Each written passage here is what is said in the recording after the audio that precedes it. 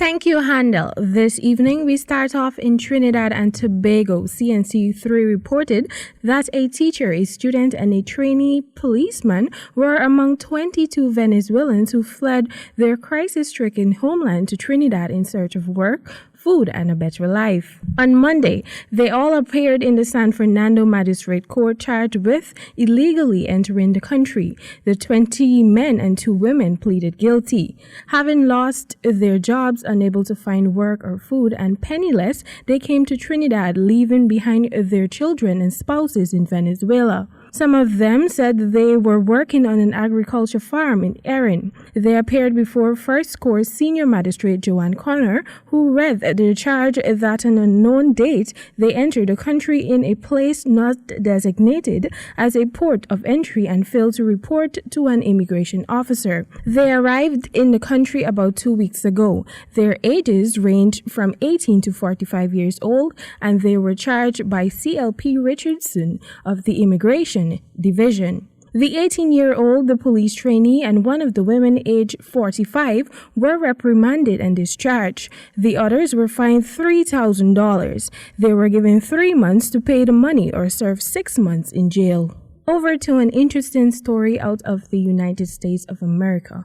Washington Reuters reported that the United States is preparing sanctions and criminal charges against Venezuelan officials and others suspected of using a military-run food aid program to launder money from President Nicolas Maduro's government, according to the people familiar with the matter. These actions are expected to be taken within the next 3 months as part of Trump's administration's push to curtail the cash flow to Maduro and his loyalists, 2 sources said yesterday, speaking on condition of anonymity. The Wall Street Journal first reported that the United States was putting together a package of measures alleging the large-scale laundering of funds intended for food program and other state operations in Venezuela, where millions of people are suffering from food and medicine shortages. Multiple U.S. government agencies, including the National Security Council and the Treasury, State and Justice Departments, are involved in the efforts.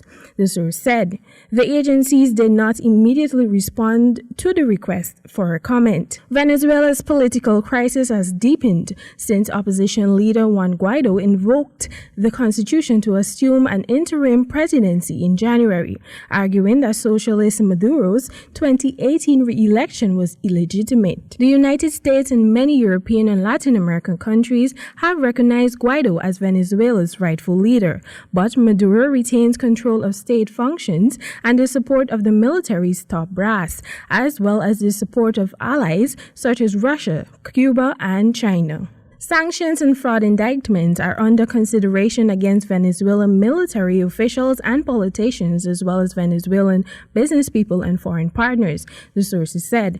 The names of those who might be targeted was not immediately known. Many Venezuelan families rely on the subsidized food program known by its Spanish initials CLAP for their basic necessities in the oil-producing South American nation, where hyperinflation has raged for years. The food aid program would be a new target in Washington's pressure campaign against Maduro. Since President Donald Trump took office in 2017, his administration has imposed sanctions on dozens of Venezuelan officials, as well as companies and other entities. And finally, news coming out of Barbados. An Englishman who stashed a $50 note in the bosom of a taxi driver and slapped her on the bottom said, "We were joking." However, it was no joking matter for Bridgetown Magistrate Christy Coffey Surgeon when 44-year-old James Patrick O'Rourke of 50 Peach Road, West Midlands, England, pleaded guilty to unlawfully assaulting Charmaine Allain and resisting Police Constable Shaquille McLean in the execution of his duty on May 19th. Officer Kenmore Phillips revealed that the two were at a service station located at Top Rock around 12:45 a.m. Allain was seated in a deli near the ATM machine which O'Rourke was using.